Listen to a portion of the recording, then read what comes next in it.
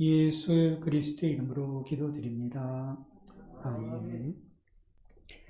하나님의 말씀 함께 봉독하겠습니다. 출애굽 20장 4절에서 6절까지 같이 함께 한 목소리로 봉독하겠습니다. 출애굽 20장 4절, 5절, 6절 같이 한 목소리로 함께 봉독을 합니다. 찾으신 줄 알고 같이 봉독하겠습니다. 너를 위하여 새긴 우상을 만들지 말고 또 위로 하늘에 있는 것이나 아래로 땅에 있는 것이나 땅 아래 물속에 있는 것에 어떤 형상도 만들지 말며 그것들에게 절하지 말며 그것들을 섬기지 말라. 나 내 하나님 여호와는 질투하는 하나님인즉 나를 미워하는 자의 죄를 갚되 아버지로부터 아들에게로 3, 4대까지 이르게 하거니와 나를 사랑하고 내 계명을 지키는 자에게는 1000대까지 은혜를 베푸느니라. 아멘. 할렐루야. 우리 옆에 분에 인사하겠습니다. 하나님께서 함께 하십니다. 하나님께서 함께 하십니다.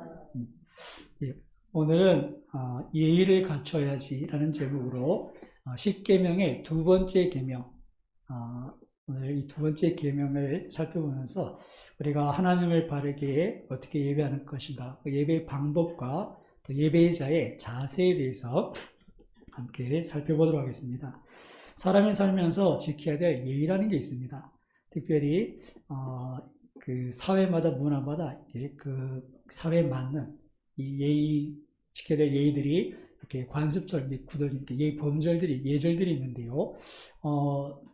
저는 이렇게 사실 아버님께서 일찍 돌아가셔가지고 중학교 2학년 때 아버지께 돌아가시고 또 저희 집안이 제가 6대 종손으로 저희 아버지 때 13번 제사 드린 집안인데 우리 어머니께서 신앙생활 하신다고 집안에 이제 우리는 제사 안 드린다 그랬더니 집안에서 약간 이렇게 따돌림을 당했습니다. 그러다 보니까 제가 어른들을 만날 기회가 별로 없더라고요. 어른들을 만날 기회가. 그러니까 제가 그래서 어른들을 대하는데 예의가 조금 없는 부분이 있어요. 그러니까 조금 편하게 생각을 하는데 그래서 우리나라 정서에 지켜야 될 예의가 있잖아요. 어른들에 대한 예의가. 그래서 저는 이렇게 어른들 이렇게 찾아뵐 때 이렇게 떨렁떨렁 빈손으로 자주 갑니다. 빈손으로. 근데 사실 그게 제가 이렇게 아버지께 배우거나 이렇게 제일 못 배운 것도 있고 또 제 마음이 이렇게 편한 마음이 있어서 그런데 제가 이제 장가 가고 나서는 이제 우리 아내한테 어떻게 그럴 수 있냐 하면서 저희 아내가 이렇게 자꾸 챙겨요. 하다못해 어머니 댁에 가는데도 자꾸 뭘 가져가자는 거예요. 그래서 저는 자꾸 됐다 그러고 뭐 그걸 가져가냐고. 또 집사람 그래도 빈손으로 가면 안 된다. 그래서 하다 안 되면 가다가 지금 이제 나무에다 하나 사려고 하고 저걸 굳이 왜 사나 싶은데도 또 그런 그게 있는가 보더라고요. 그것도 내심 어머님이 그걸 싫어하지 않으세요. 신기하더라고요. 그걸 안 싫어하시는 거예요. 이 별거 아닌데도 그래서 뭘 들고 오는 걸 좋아하지 빈손으로 하는 걸 별로 안 좋아하신다는 거예요. 이게 기본적인 예절이죠. 예의를 갖추는 거죠. 그래서 이렇게 음식을 가져가는 거 옛날에 뭐 차반이라 이렇게 하기도 하는데 개차반이라고 들어보셨습니까? 개차반. 보통 형편없는 사람한테 개차반 같다 이러는데 그게 원래 차반, 음식인데 개차반은 견공, 개에게 차려주는 음식 이런 의미인데 한마디 똥이죠. 똥. 개가 똥을 먹지 않습니까? 이게 정말 이렇게 그런 걸 가지고 이제 개차반이라고 그러는데 이렇게 차반들 중에 개차반이 있는 것처럼 우리가 정말 상대방의 격에 맞는 그 예의를 갖추고 또 격에 맞는 것들을 준비해야 이게 제대로 된 그 예의가 되는 거지 정말 생색만 내려고 그죠? 이렇게 찾아왔는데 이렇게 정말 집에서 쓰던 것만 들고 간다. 이러면 개차반이 되는 거지 않습니까? 근데 여러분, 하나님 앞에도 그런 게 있더라는 거죠. 사실 사회에도 보면 여러 가지 경우가 나라마다 문화와 관심이 다르기 때문에 그 지켜야 될 예들이 좀 많이 다른데요. 제가 한번 인사법만 한번 찾아봤더니 뉴질랜드에서는 인사를 할 때 손을 딱 잡고는 코와 이마를 툭툭 한 2번 정도 이렇게 두드린답니다. 이거 그 어떤 인사법이냐 보니까 함께 생각하고 함께 숨쉰다. 그래서 이렇게 그 친밀함을 이렇게 머리와 이마 그렇게 인사를 하고 그 다음에 이제 프랑스 같은 거 이제 볼킷을 하죠. 이렇게 양쪽 뺨을 이렇게 돌려대는데 이렇게 되면서 이제 이렇게 볼이 되어 있는데도 입으로 이렇게 쪽쪽 솔내는 그런 이렇게 인사를 한다고 합니다. 프랑스다운 이렇게 낭만이 있는 그런 인사법이죠. 또 아랍에미리트에는 악수를 하고 또 뺨을 부비거나 손등에 키스도 하는데 정말 친한 사람 만나면 코 인사를 한답니다. 코로. 이 친밀도에 따라서 인사는 방법이 다르고 그 다음에 우리 그때 아프리카의 그 탄자니아의 그 마사이족, 우리 다니엘 기도에 있다면 성경장님 간증하신 적 있죠. 말도 안 통하는데 잡혀갔는데 자꾸 얼굴에 침을 뱉게 화가 나서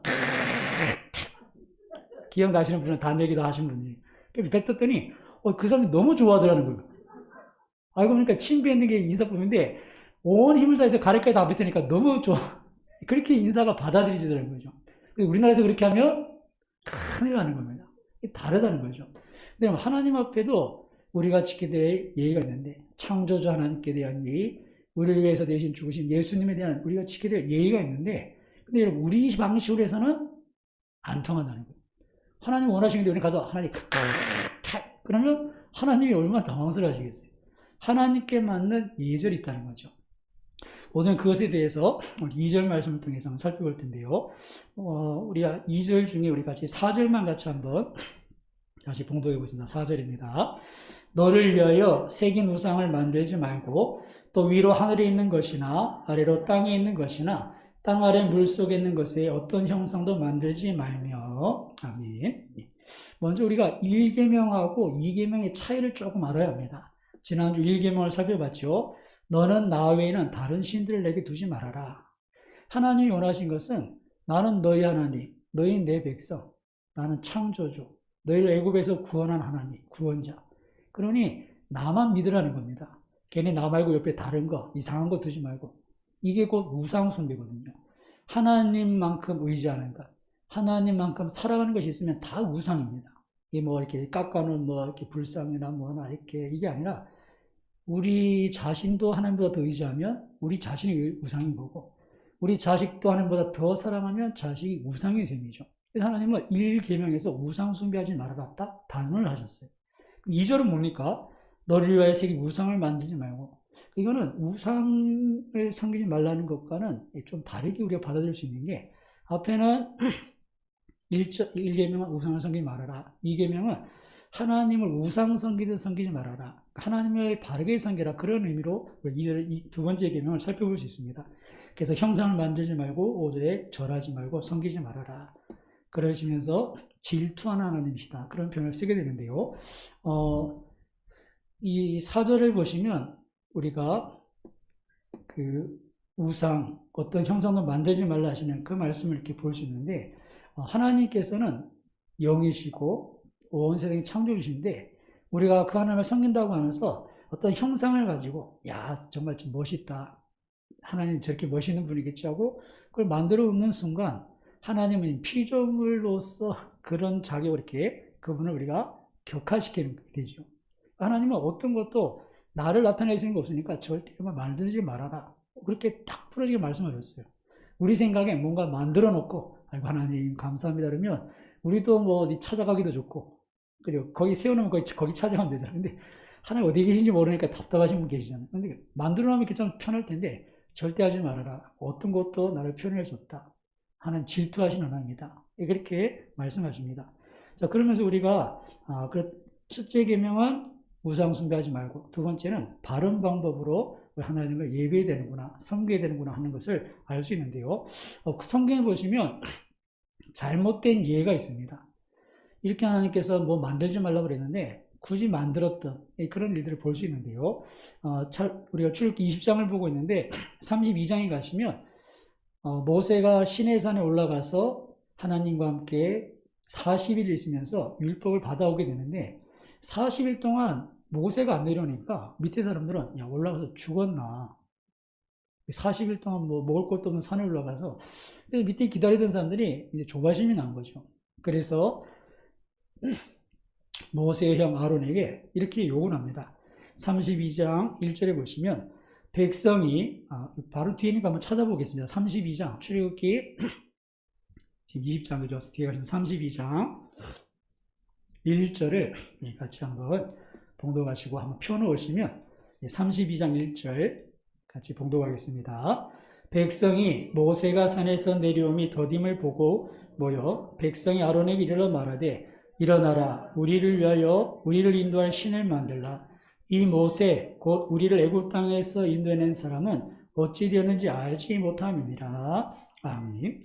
사람들이 도저히 안 되겠으니까 야 하나님도 안 보이고 이제 모세도 없는데 뭐가 있어야 되지 않겠냐. 그래서 우리를 위해서 뭡니까? 우리를 인도할 신을 만들라 하면서 이, 이 아론에게 욕을 합니다. 뒤에 이제 4절에 보시면 아론이 그 사람들에게 그러면 금붙이 다 가져와 봐라. 그리고 이제 금붙이를 녹여서 금송아지를 만듭니다. 아마 애굽에서 봤던 게 있는 것 같아요. 애굽은 잡다한 신들이 많거든요. 다신론이기 때문에 정말 뭐 다신인데 그 중에 제일 힘센 놈 아마 그런 것 같아요. 이렇게 무라마 속 그래서 금송아지를 탁 만든 겁니다. 그렇게 금송아지를 만들어 놓고는 그 앞에서 어떤 모습을 봤냐면 32장 보시면 5절 6절 같이 한번 보겠습니다. 32장 5절 6절 아론이 보고 그 앞에 제단을 쌓고 이 아론이 공포하여 이르되 내일은 여호와의 절이리니 하니 이튿날에 그들이 일찍 일어나 번제를 드리며 화목제를 드리고 백성이 앉아서 먹고 마시며 일어나서 뛰놀더라. 아멘.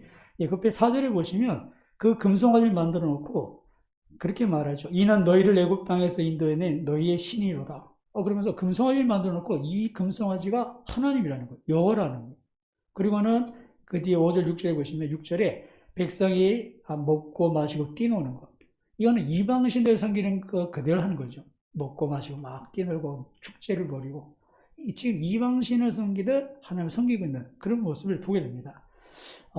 아마 그들이 애국에서 익숙했었던 그런 문화이기도 하겠지만 하나님은 이것을 금하셨다 하는 것이죠. 그리고 또 구약에 보시면 또 잘못된 예가 있는데 여로보암이라고 이스라엘 남쪽과 북쪽으로 분열될 때 북쪽의 초대 왕인 여로보암이 있습니다. 여로보암이 이제 10지파, 12 중에 10지파를 데리고 이제 왕이 됐으니 참 좋을 텐데 중요한 건 뭐냐면 예루살렘 성전이 남쪽 유다에 있는 거예요. 그러니까 이 여로보암이 이러다 내가 백성들이 자꾸 예배드리러 예루살렘 가다 보면 내 왕권이 약해지겠다.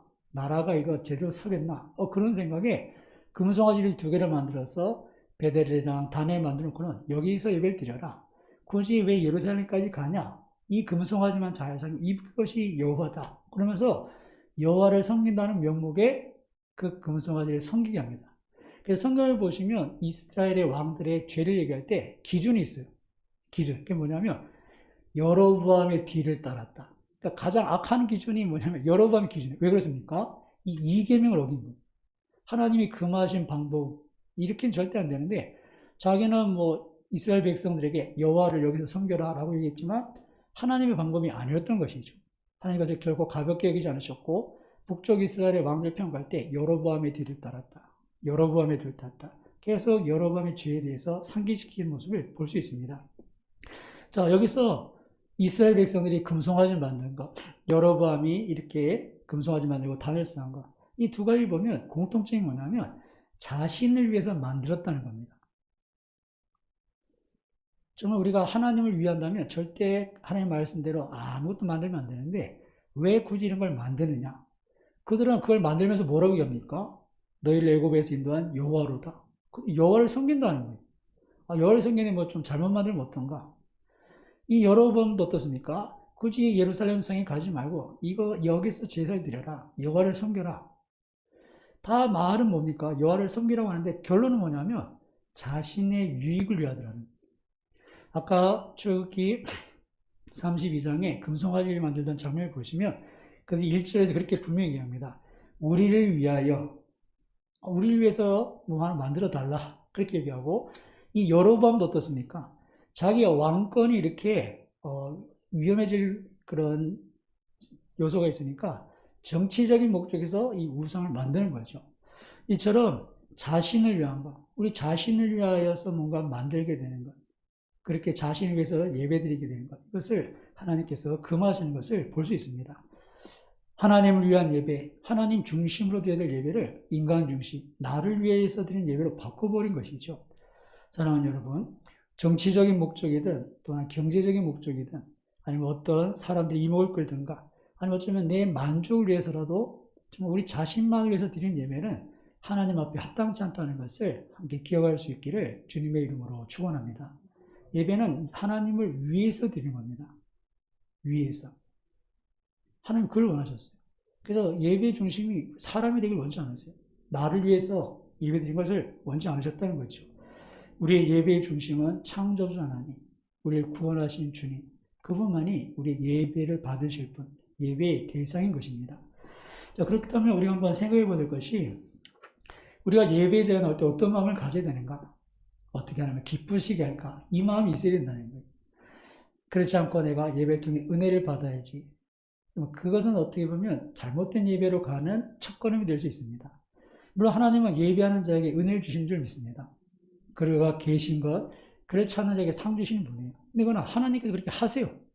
내가 그렇게 찾지 않아도 하나님은 바른 예배자에게 그런 은혜를 주시는 분입니다. 그러나 하나님 우리에게는 뭘 요구하십니까? 그런 거 말고 정말 우리가 주님을 위하고 주님을 높일 수 있는 그런 예배자로 서기를 원하시다는 것이죠. 사랑하는 여러분, 예배의 자리에 올라오실 때 정말 하나님을 기쁘시게 하고 정말 하나님의 이름을 높여드리고 받은 바 은혜의 감사함을 통해서 나 자신을 위한 예배가 아니라 정말 주님을 위한 그런 예배자 될 수 있기를 주님의 이름으로 축원합니다. 자, 그렇다면 어떻게 구체적으로 우리가 나 자신을 위한 예배자가 아니라 주님을 위한 예배자가 될 수 있는가? 구약의 제사들을 통해서 그 원리들을 이렇게 살펴볼 수 있는데요. 구약의 레위기서에는 제사 제도가 나옵니다. 거기 보시면 번제, 소제, 화목제, 속제제, 속건제가 있습니다. 이 번제와 소제는 쌍으로 드려져요. 하나님 앞에 번제 제물에 손을 얹고 짐승을 이렇게 하나님 앞에 드리는데 다 불태워 드리는. 그래서 헌신과 복종의 의미가 있고 또 이렇게 그 죄 사함에 대한 하나님과 화목하게 위한 그런 의미로 번제가 가장 기본적인 제사가 되고 그 외에 이제 가루를 드리는 소제가 있습니다. 이 소제는 항상 번제와 같이 드려지는데 이것도 곡식을 빻아서 가루로 만들어 드리는데 그렇죠. 우리가 헌신 그리고 거기에 또 이렇게 감사라는 의미가 또 이렇게 더해집니다. 그래서 번제를 드리면 소제가 함께 드려지고 헌신과 감사와 복종 그런 의미가 이 제사의 의미에 담겨 있죠. 그리고 이제 화목제 이제 감사제로 이제 감사할 때 또 아니면 낙헌제로 그리고 뭐 소원을 갚을 때 이렇게 감사제로 드리는 것이고 그리고 이제 속죄제 속건제는 죄를 속하기 위해서 드리는 제사인데 제물을 드리고 피 흘림이 반드시 있어야겠죠. 번제도 그렇고 속죄제는 하나님과의 관계 속에서 죄가 있으면 속죄제로 드리고 사람 앞에 죄를 지면 어떻게 됩니까? 그래도 하나님 앞에 속건제를 드리면서 여기는 배상의 책임이 따릅니다. 내가 사람들한테 잘못해놓고 입 싹 닦아대는 게 아니라 하나님 앞에 우리가 죄를 인정하고 그리고 사람에게도 보상하도록 그런 규정이 속건제입니다. 근데 여러분 구약의 제사는 예수님 오신 이후에 다 폐지된 줄로 믿습니다.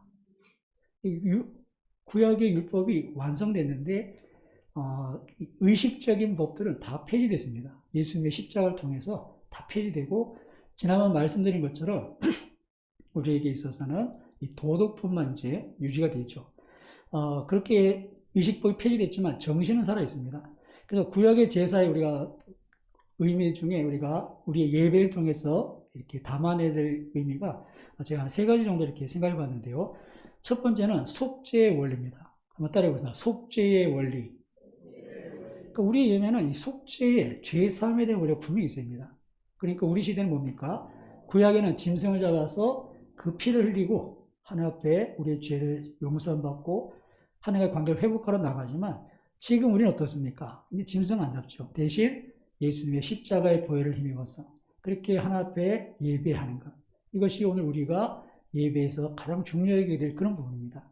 그래서 여러분 우리가 아까 예배 전에도 강사님과 함께 찬양을 드렸는데 우리가 예수님의 이름을 높이고 주의 보혈을 찬양하는 것은 그 어떤 시간보다도 하나님께서 기뻐하는 시간인 줄 믿습니다. 그러니까 여러분 그럴 때 막 목소리 크게 높여서 주님 정말 감사합니다. 주님 정말 주님 우리 위해 행하신 일들을 주님 찬양합니다.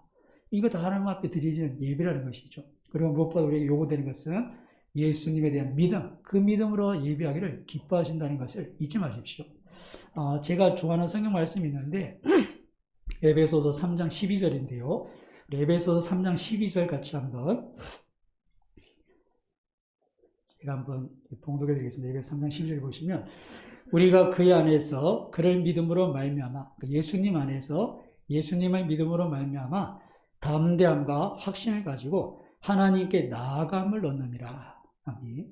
하나님 앞에 나아갈 수 있는 자격 그의 안에서 예수님 안에서 그를 믿음으로 지금 우리 개역 개정은 담대함과 확신을 가지고 하나님께 나아간다 이렇게 표현되어 있는데요. 개역 한글판은 예전번 이렇습니다. 우리가 그 안에서 그를 믿음으로 말미암아 담대함과 하나님께 당당히 나아감을 얻느니라. 저는 옛날 번역을 참 좋아해요. 당당히 나간다. 우리가 죄가 많아요. 하나님 앞에 당당히 나갈 수 있는 사람이 누가 있겠습니까? 네 죄를 네가 알렸다면 아이고 주님 하고 다 그렇게 꼬꾸라져야 될 텐데 우리가 그래도 하나님 앞에 당당히 나갈 수 있는 유일한 이유, 예수님 날 위해 십자가에 죽으셨기에 내 모든 죄를 사하셨다는 그 은혜에 대한 믿음으로 우리 하나님 앞에 당당히 나가는 줄 믿습니다. 그것만이 하나님 앞에 당당히 나갈 자격인 거예요. 그렇게 이런 속죄의 원리, 이 원리가 구약의 제사를 통해서 우리 가운데 주어졌죠. 우리는 지금 예전처럼 제사는 드리지 않지만 이렇게 주님의 십자가의 제사, 그 공을 힘입어서 또 하나님 앞에 나가서 이 관계들을 유지, 발전시켜 나가는 겁니다. 예수님, 하나님께서 구약에 이 제사제도를 주신 것을 자세히 보시면 출애굽기 19장에 이제 언약을 맺으시죠. 신에서 언약을 맺고 이 결혼식으로 보시면 됩니다. 이제 결혼 서약을 합니다. 나는 아무개 군을 신랑으로 맡겠습니다. 서약하고 나는 아무개 양을 신부로 맡겠습니다. 서약을 합니다. 자, 그리고 나서는 어떻습니까? 서약하고 나면 뒤에 그 서약에 이제 지킬 의무가 나요. 검은 머리 팥불이 될 때까지 아프나 건강하나 가난할 때도 떠나지 않고 이렇게 이제 서약을 합니다. 자, 그리고 나서 이제 부부 관계 맺어지고 이제 가정을 꾸리는데 살다 보면 좋은 일만 있지는 않잖아요. 그죠? 이 부부의 관계를 유지 발전시키기 위해서는 서로 이렇게 노력을 해야 되는데 그 노력에는 어떤 게 필요하면 상대방이 원하는 걸 해줘야 되지 내가 이렇게 좀 싸웠다고 내 방식대로 이렇게 풀려고 하면 오히려 그게 더 화를 입을 수 있는 거예요. 그래서 싸웠습니다. 그래서 남편이 아이고 집사람은 맛있는 거 사줘야겠다 불러내가지고 가자 그랬는데 아내는 잔뜩 기대하고 나왔어요. 옷 쫙 입고 이제 어디 썰러 가려나 딱 나왔는데 이 동네에 맛있는 짜장면집 생겼다. 그래 짜장면집 들어가면 이게 화해가 되겠습니까? 화해가 안 되는 거예요. 근데 하나님 우리에게 어떻게 화해해야 될지 알려주셨어요. 죄 많은 인생이 어떻게 하나님께 나가야 되냐. 제사의 원리 중에 속죄의 원리죠. 대신 죽어야 된다. 피 없으면 죄사함이 없다. 그렇게 구약 제사에 가르쳐 주셨고 그 제사를 통해 하나님의 어린 양으로 주님은 우리에게 그 십자가를 힘입어 하나님의 보호자 앞에 나갈 수 있도록 길을 열어주신 겁니다. 이렇게 우리가 예배할 때는 그 십자가를 기억해야 됩니다. 믿음으로 예배를 드려야 되죠. 속죄의 원리가 있습니다. 두 번째 원리는 감사의 원리입니다. 따라해보겠습니다. 감사의 원리. 예배 자리에 나왔는데 감사함 없이 이렇게 인상 팍 찡그려 있다. 그러면 하나님께서 굉장히 불편하실 거예요. 어쩌면 하나님께서 이렇게 말씀하실 것 같아요. 뭐가 불만이냐? 우리가 예배 자리에 나오는 것은 감사함으로 나와야 되는 줄 믿습니다. 아니 하나님, 목사님 저 감사할 게 없어요. 지금 얼마나 힘들게 사는지 아세요? 그때 하는 말씀이 네가 구원받았지 않냐? 1만 달란트 탕감을 받은 건 생각도 안 하고 100대 내려온 가지고 자꾸 하는 것은 합당치 않다는 거예요. 그래서 지난번에도 자주 말씀을 드렸지만 하박국 선지자 같은 경우 무화과 나무 잎이 마르고 포도 열매도 없고 아무것도 없어도 구원의 하나님으로 인한 즐거움, 그것이 우리의 감사가 된다는 것이죠. 그리고 이런 감사한 마음이 있을 때 하나님께서 그 감사를 표현하기를 원하십니다. 이 립서비스만 아니라 감사한 마음을 표현하기를 원하시죠. 여러분 정말 내가 어떤 분이 은혜를 받으면 찾아가서 인사할 때 감사를 전할 때 어떻게 전합니까? 저 아까 말씀드렸죠. 저처럼 덜레덜레 빈손으로 가면 안 되고 뭔가 이렇게 정말 감사함을 전해야 되는데 지금 정말 그럴 때 어떻습니까? 내가 정말 형편이라도 정말 최선을 다합니다. 그럼 그 받는 사람이 내가 최선을 다하는 걸 알아요. 내 형편을 알기 때문에 뭐 이렇게 갖다 줘, 알고 뭐 이런 것까지 이 형편이 그런데 뭐 우리가 좋은 거 안 사줘도 그분은 아시는 거예요. 내 형편을 알기 때문에. 하나님도 그렇다는 거예요. 우리가 뭐 이렇게 할 필요는 없지만 내 마음을 담아드리고 주님이 알 수 있는 그런 예물을 기다리신다는 거죠. 신명기 16장에 보시면 하나님께서 이렇게 말씀합니다.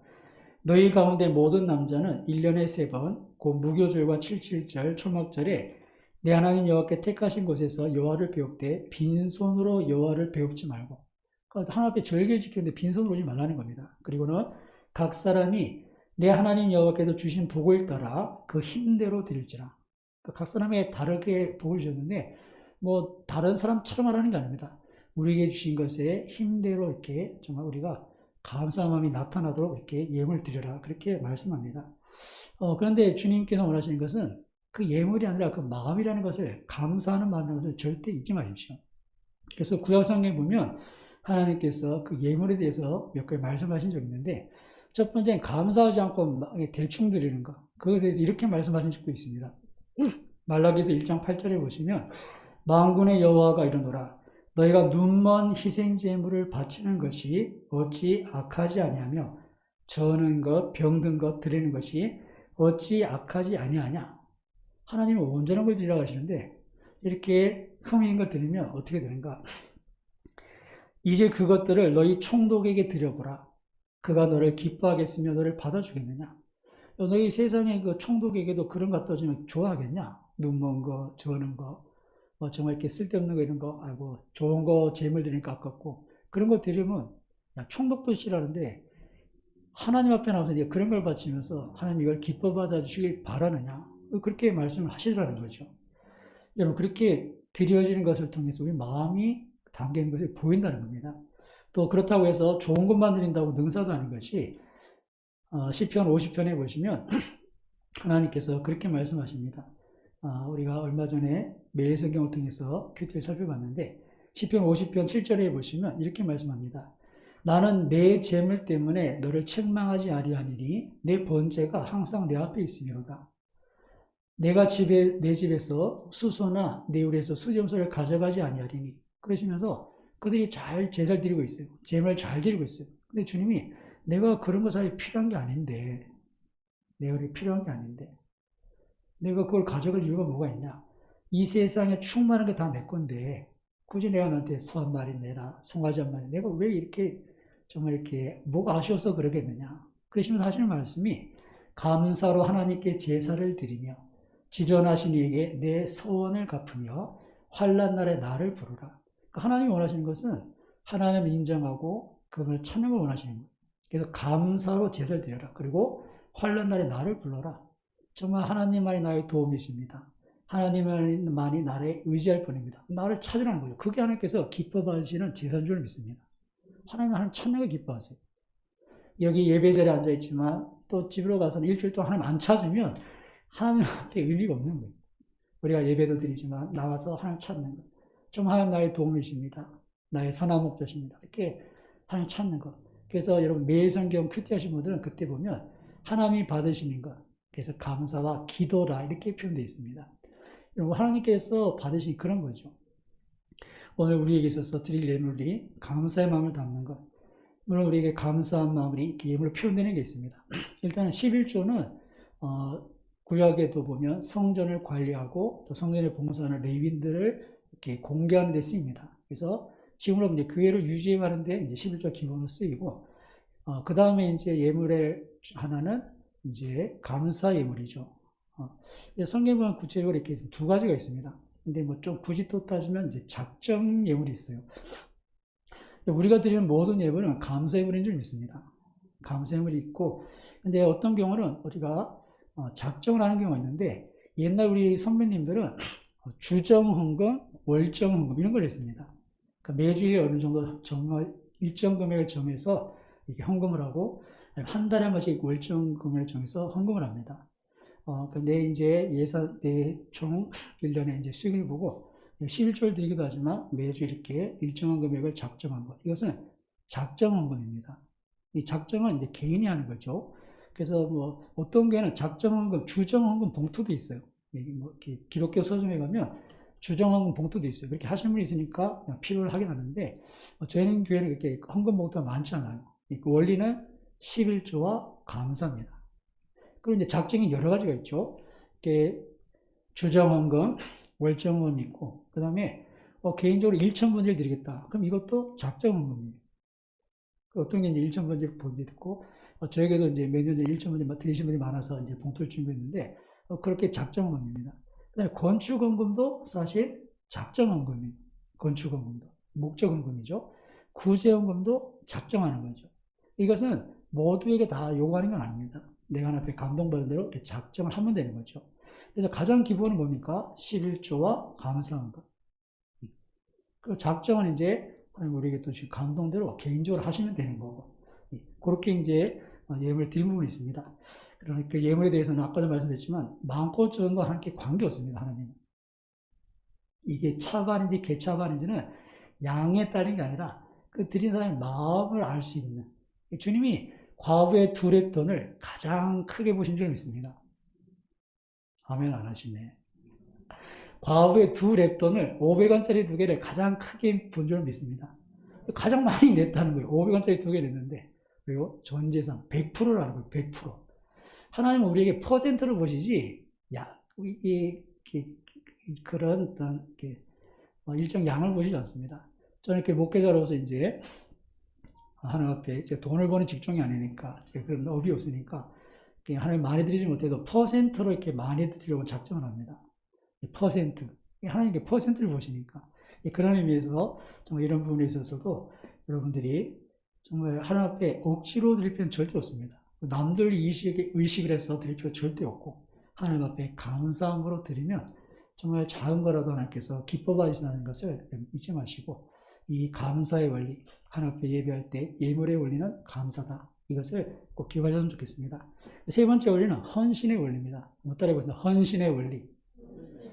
예배 자리는 헌신의 자리입니다. 우리 자신을 드리는 자리죠.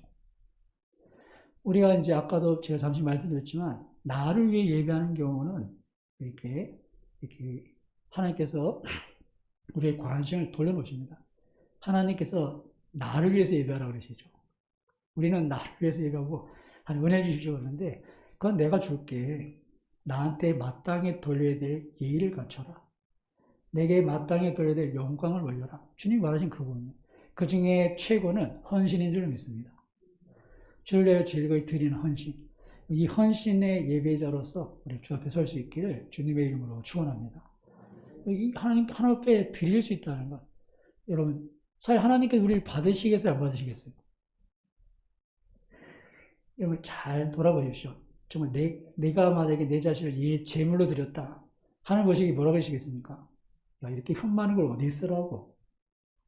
그런 말씀 안 하시겠습니까? 아니, 이렇게 저는 거, 부러진 거, 눈먼 거, 비먼 거, 이 흠 많은 거 어디다 쓰라고? 사실 하나님 우리 드려도 하나님 쓰시겠습니까? 하나님 이런 우리 쓰시는 게 복이요, 은혜인 줄 믿습니다. 저는 사사기를 공부하면서 삼손이 마지막에 한 번만 더 주님 기회를 주십시오. 이번 한 번만. 그때 사실 삼손의 모습을 보시면 눈이 뽑혀 있고 머리값 잘리고 흠 많은 재물 아닙니까? 근데 하나님께 자신을 받아달라고, 이번 한 번만 써달라고. 근데 하나님께서 그걸 쓰십니다. 하나님께서 그렇게 흠 많은 사람을 쓰신다는 게 이게 얼마나 감사한지 몰라요. 여러분, 그런 은혜가, 그런 감격이 우리가 예배할 때마다 정말 나 같은 죄인이 무언데 주님 우리를 기뻐하시고 우리를 쓰시고자 하는지 즐거이 하나님 앞에 우리 자신을 드릴 수 있는 그런 저 여러분 되시기를 주님의 이름으로 축원합니다. 헌신의 원리, 그런 마음을 주님 받으십니다. 흠 많은 우리들이지만 정말 하나님께서 우리를 통해서 하나님의 일을 나타내시는데, 세상의 강한 자, 세상의 지형을 부끄럽게 하신 하나님의 능력으로 우리를 통해 역사하시는 줄 믿습니다. 우리 하나님 앞에 정말 이런 정말 속죄의 원리, 감사의 원리, 그리고 헌신의 원리, 하나님께서 원하시는 그 예배, 좀 하나님께 우리가 갖춰야 될 그 예를 갖춰서 하나님께서 인정하시고 하나님께서 찾으시는 그런 예배자가 되시기를 주님의 이름으로 축원합니다. 우리 한번 기도하겠습니다. 우리가 예배 자리에 앉아있다고 예배자가 아닙니다. 하나님께서 우리 중심을 보시기 때문에 우리 가운데 그 십자가, 주님을 향한 그 은혜에 대한 감격과 주님을 향한 사랑이 없으면, 우리의 예배는 사랑이 없으면 아무것도 아닙니다. 그리고 주님 앞에 나왔을 때 우리의 마음이 있다면, 감사의 마음, 그 마음이 있다면 우리의 모습은 주님께서 보시고 아실 겁니다. 그리고 우리 시대에 정말 주님을 향한 그 헌신의 자세가 필요합니다.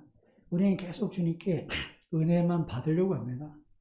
하는 것은 주신다고 하시는데, 우리에게 원하시는 것은 정말 주님을 위해서 우리 자신을 산 제물로, 거룩한 제물로, 영적인 예배자로 사기 원하시는 것 아니겠습니까? 이 말씀을 생각하면서 한번 기도하시되, 하나님께서는 하나님의 방법으로 하나님을 섬기길 원하십니다. 우리가 이 시간 말씀을 기억하시고 한번 기도하시고 하나님 내게 원하시는 것 있다면 주여 감당케 하시고 순종케 하시고 그 위에 기름 부으시고 축복하셔서 이 마지막 시대에 하나님의 영광을 드러낼 줄로 쓰시옵소서. 같이